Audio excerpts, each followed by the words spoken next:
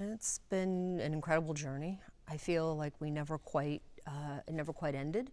It just felt continuous from the first film into our journey through the Oscars and then straight into prep.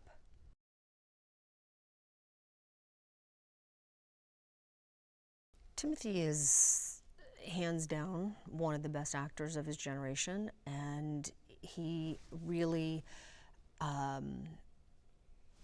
completely inhabits the character now, who has been had this leadership role thrust upon him, and he becomes everything that he has the potential of in the first film. We see him wrestling with what destiny his mother and the Bene Gesserit have for him, and Timothy does a beautiful job of, I think, humanizing all of that intensity and complexity, and you really feel him wrestling with it in a way that I think is very relatable, although certainly none of us necessarily have those powers or abilities. I think we can all relate to trying to be the best version of ourselves, and again, who we want to be versus what the world wants us to be.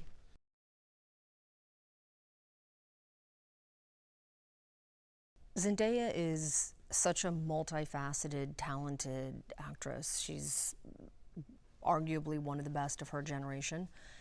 She brings a vulnerability as well as a strength. Chani is a warrior unlike anyone else. You see her on the front lines. She is, at the same time, very much the heart and soul for Paul, and puts Paul through his paces in terms of really earning her love.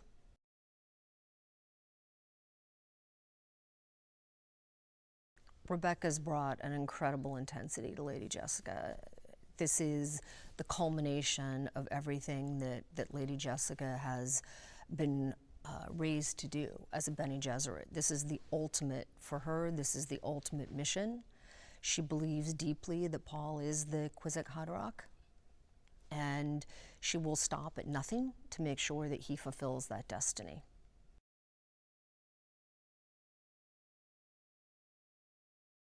Fade is the nephew of the Baron, played by I will say it again, one of the very best actors of his generation, Austin Butler. The character is psychotic. He truly takes pleasure in killing. He is a master swordsman. We see him for the first time in the gladiator pit.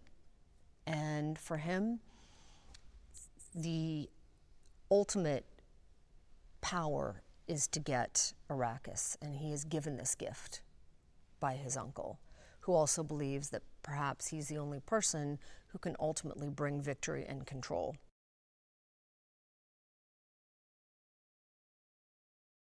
Léa Seydoux, an incredible actress, plays Lady Finring.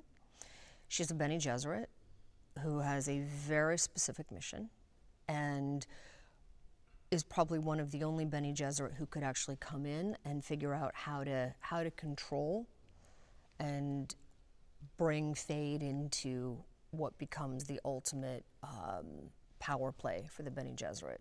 Because as we know, they don't really pick sides. It's all about the bigger chess game. And so for them, Feyd-Rautha becomes the one who they believe can carry through what is their ultimate agenda.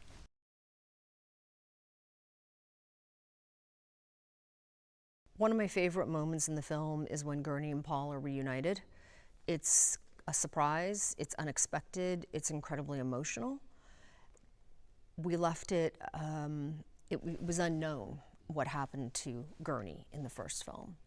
And for Paul, the loss that he believed, between losing his father, Duncan, Idaho, Gurney, he believes is dead. And so this moment that they find each other, which again feels like destiny, is a huge turning point in the film.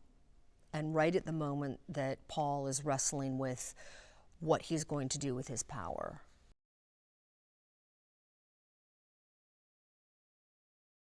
Josh he's incredible. It's hard to imagine this film without him, and just his energy and his commitment, and he brings a lot of humor to the film. And Gurney is such a true and loyal character that it's impossible not to root for him.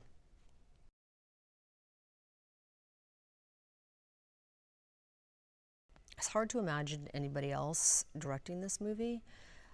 This film works or needs to work on so many different levels, both on an intimate character level as well as on a giant, epic, made for the big screen. We shot the entire film in IMAX.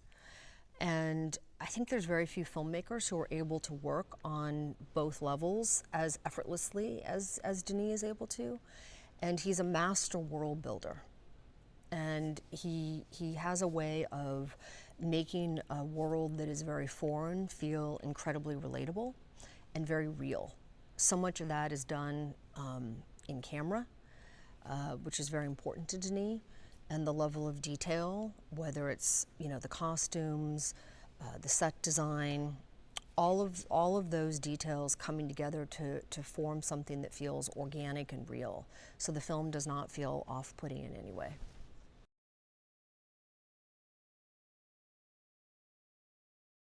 Denis done a beautiful job of, in some ways, melding genres. And what I mean by that is the film is very much a gritty war film, while at the same time an epic adventure film, while at the same time an intense Shakespearean power play film, a love story.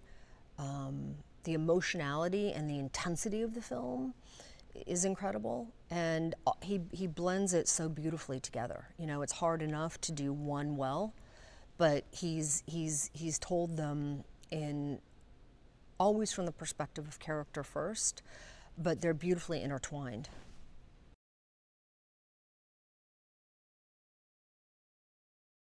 There's only one Hans Zimmer, deservedly so. Hans, I believe, this is setting the bar high, has outdone himself.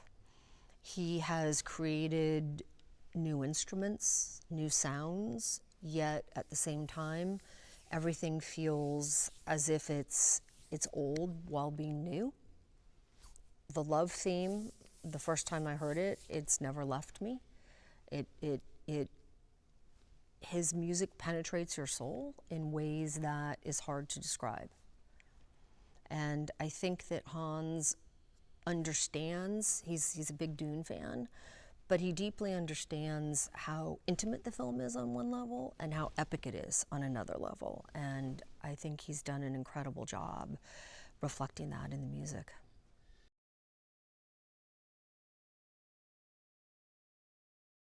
I very much believe it starts from the top down, so that is Denis, and the tone that he establishes on set